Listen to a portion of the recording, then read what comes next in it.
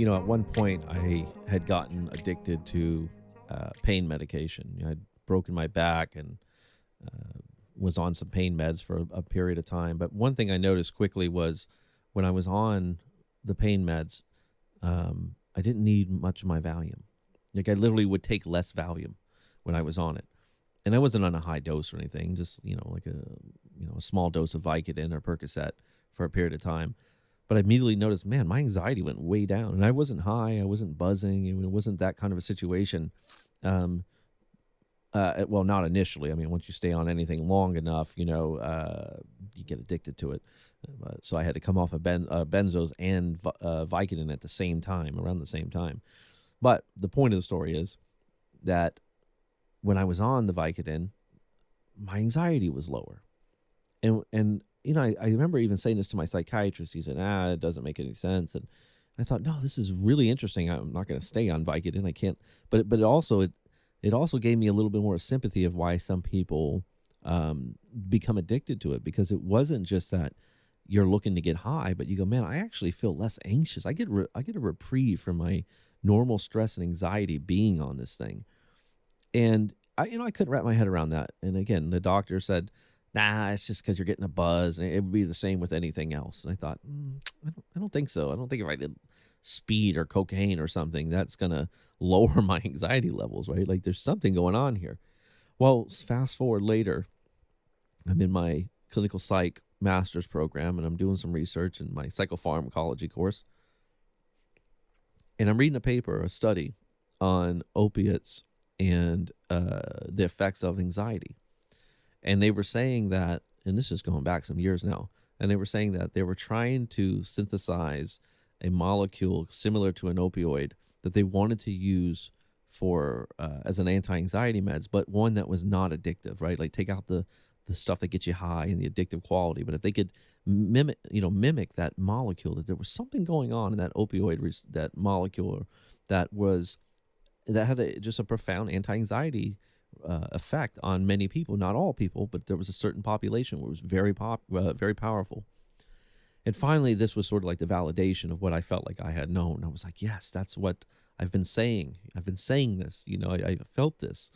And not only did I, but I had talked to other people that had similar experiences. And so anyway, I went down this rabbit hole, and I got deeper into the research, and it was really seemed to be something there. And so for a few years, I was wondering whatever happened to this. I wonder if they got closer to doing this, because how great would it be to have an alternative to benzos that that isn't addictive, that actually works, and maybe works really, really well for a certain number of us. And they're not even totally sure why, if it's something to do with anxiety that stems from nerve damage or pain in the body. And there's all these different theories of why that sort of opioid molecule seems to work better than the benzo GABA one. Anyway, now fast forward, here we are, and ketamine infusion hits the scene, and immediately it's reducing depression 2 to 3 to 4 times better, more effective than SSRIs, right? And not only that, it's having a massive impact on anxiety.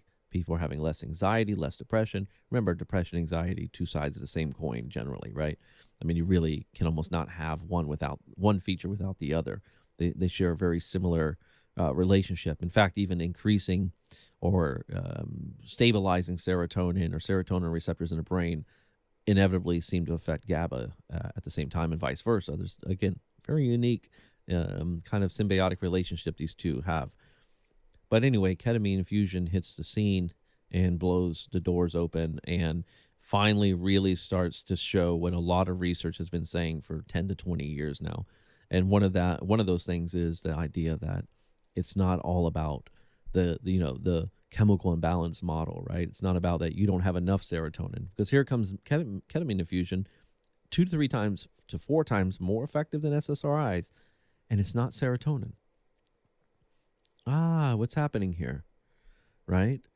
Well, it's more than just that this receptor, that this molecule has perhaps an effect directly on depression and anxiety, maybe has, in the way that I'm speaking of it, but it also has an effect on neuroplasticity, that it's actually helping regenerate and build and light up the part of the brain that's sort of been dormant or damaged or has shrunk over time through, sustained mental illness.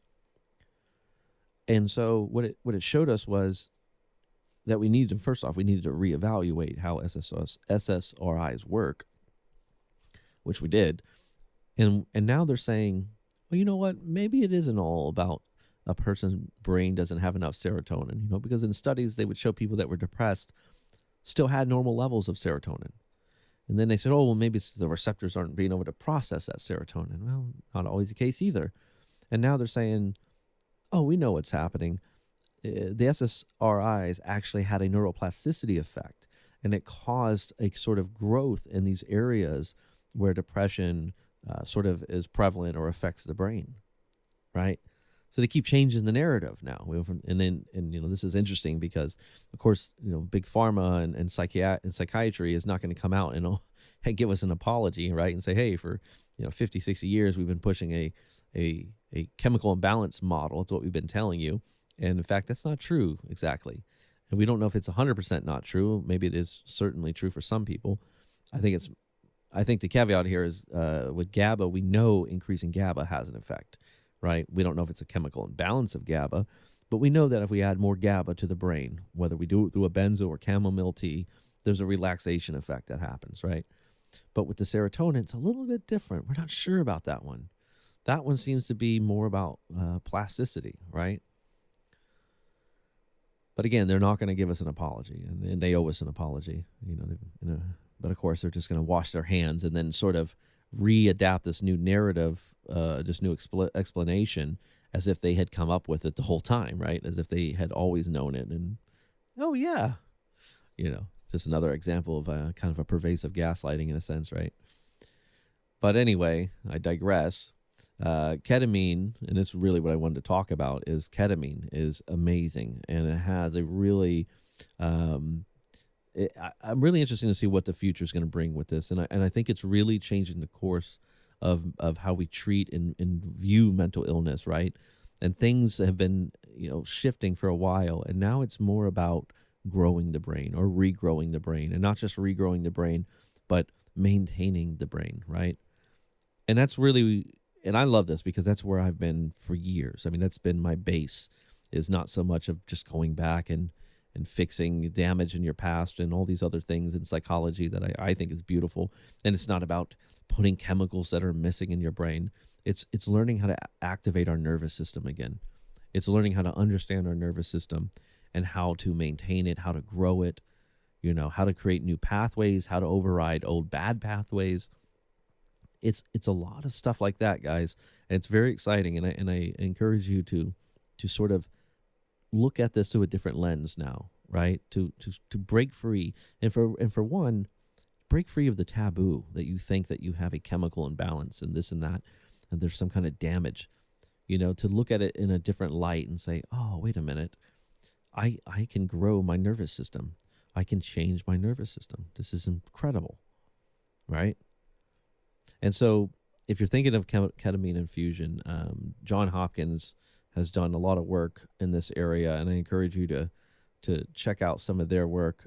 I love John Hopkins. They also are leading the way in psilocybin, mushroom, psychedelic research and therapy, which is another one that's blowing the lid off things. And for so long, people looked at them like there's such a taboo, right? It's just so funny to me. I feel like I've been in a way like sort of around the curve for the last 20 years, waiting for the psychiatry, the field of psychiatry to catch up.